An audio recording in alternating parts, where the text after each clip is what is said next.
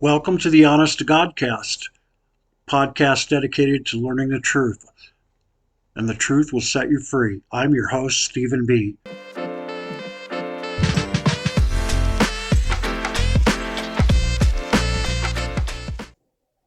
Hello, I'm your host, Stephen B., and today I want to talk about something that has been bothering me for a little while because it seems like no matter where you go on the internet, there's all these doomsayers out there that are proclaiming that we're at the end of the world.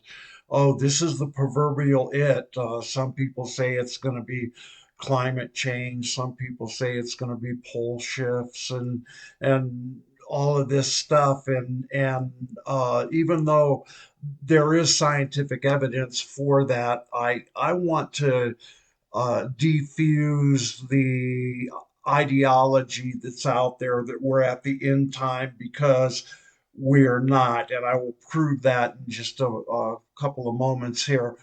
And, the well meaning people even have been brainwashed, because of bad theology, bad teaching, for a long time now, and they've fallen into this trap.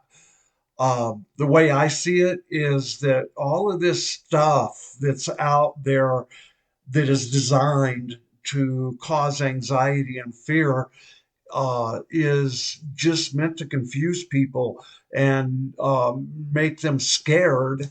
And if you're operating from a position of fear and anxiety, then you can't operate in the realm of faith. Fear is the opposite of faith. There's an acronym I heard once about fear being FEAR, false evidence appearing real. But where did this idea come from originally? What initiated this? Well, it starts in Matthew chapter 24. And for some reason, the theologians connected it to the book of Revelation and made it eschatological in nature, and it's not. So I'm going to put this up here, and we'll read some. I'll read a few verses. I'm not going to read the whole chapter. I want you to do that and do some research. And I want to point out some things here. And so Matthew chapter 24, this King James Version, starts out, and Jesus went out and departed from the temple, and his disciples came to him to show him the buildings of the temple. And Jesus said unto them, See ye not all these things? Verily I say unto you that there shall not be one stone upon another that shall not be thrown down. And as he sat on the Mount of Olives, the disciples came to him privately, saying, Tell us, when shall these things be? And what shall be the sign of thy coming and of the end of the world? We'll stop right there for just a moment, and we'll get back to the text in a minute. But notice that they're at the temple, and Jesus is proclaiming, he's making a prophecy that there won't be one stone left upon another that won't be thrown down. And we know historically that that happened in 70 AD when Titus and his armies sacked Jerusalem. They tore down the temple. They actually did turn every stone over, looking for gold and things there in the temple. But anyway, that was the destruction of the second temple. It happened in 70 AD. This is not some future thing that's supposed to happen. And I know that there are people that believe that now. They think that they're supposed to rebuild the temple in Jerusalem so these scriptures can be fulfilled. I'm telling you that it's already been fulfilled. The other thing that I want to point out to you is that for some reason they took this and made it so that it was like one question only, and then proceeded to attach eschatology to it. But that's not what it is. Look at the third verse again. It's set on the Mount of Olives. Now they took a little trip, and it was, I think, 2.2 kilometers or so. I'll put that up here. So, yeah, so they walked over there. So they were thinking and pondering about what Jesus had just told them about the destruction of the temple. And so, actually, what this is three separate questions. It's not one question about the end of the world, it's three questions. They say, tell us, when shall these things be, the destruction of the temple, and what shall be the sign of thy coming and of the end of the world? There's some conjunctions in there. And what shall be the sign of thy coming and of the end of the world? Well, the first thing out of his mouth, he says, take heed that no man deceive you. For many will come in my name, saying, I am Christ, and deceive many. Okay, so what is that all about? I'll give you an example. This is uh, Vespasian, and he was emperor of Rome 69 to 79 AD. And what he does is he does a very curious thing. He goes, instead of going to Rome to be crowned emperor, he goes to Alexandria in Egypt, and he goes to the temple of Serapis. Okay, so this is Serapis right here, and it's roughly 300 years before Christ was when this cult was formulated. But why uh, he's in the temple of Serapis, he gets a vision, and in this vision, he learns how to heal blindness with spit. Does that sound familiar? Of course it does. So, anyway, he leaves the temple, and to prove that this is what happened, there were a couple of blind guys at the temple, and he used spit and healed their blindness. And it's reported too that there was also a crippled man, and he was healed too. And so this is, he said, soon after my departure, ravenous wolves will come in, not sparing the flock. But anyway, um, that was the first thing he says, take heed that no man deceive you. Many will come in my name, and they shall deceive many. Now, listen to this. This proves absolutely what I'm talking about, that we're not at the end of the world. We're not in the end times yet.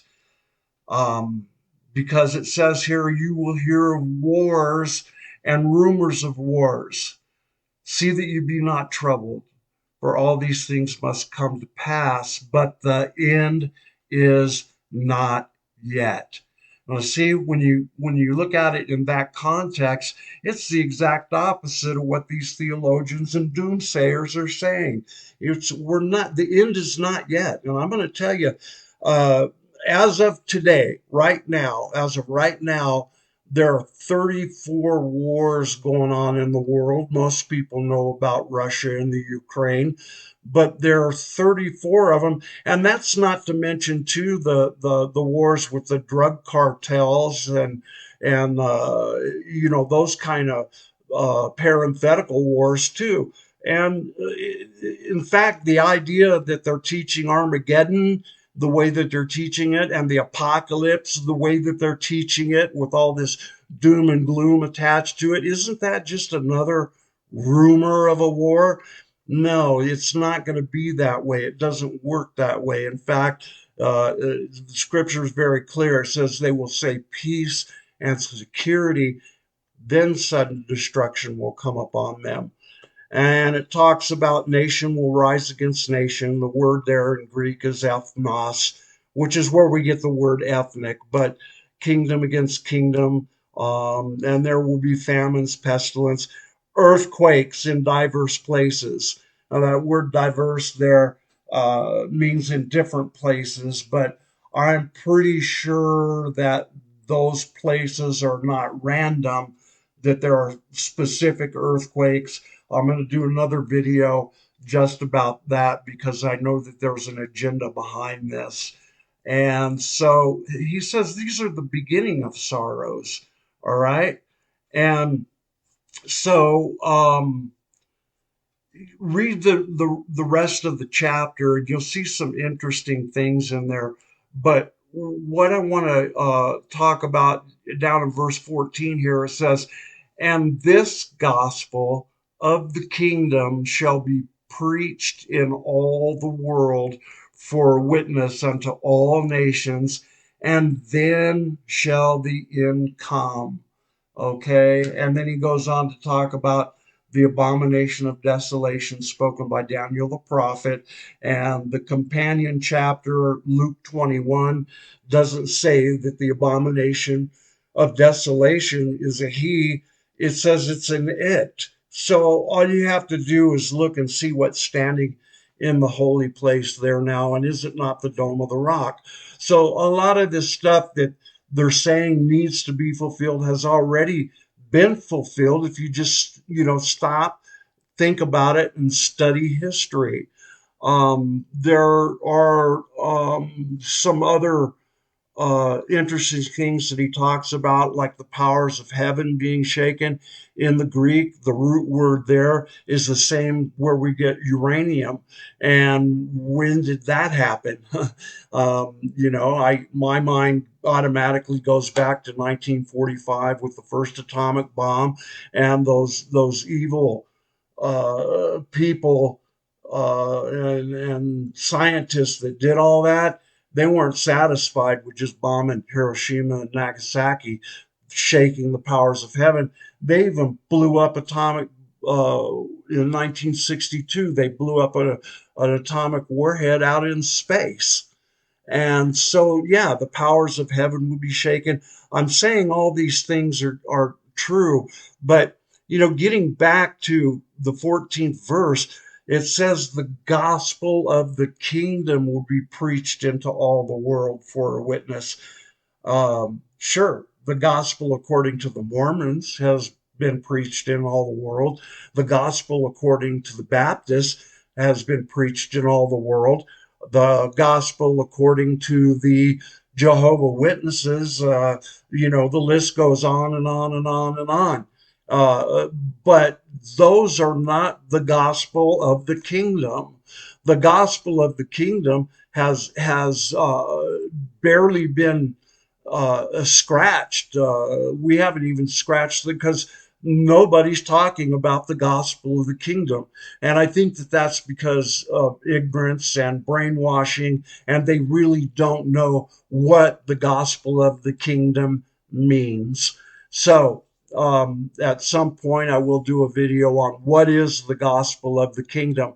But I can assure you that we are in the last days, though. And this can be proven historically and scripturally. The prophet Joel says, in the last days, I will pour out of my spirit upon all flesh, and your sons and daughters will prophesy, your old men will dream dreams, your young men will have visions, etc., etc.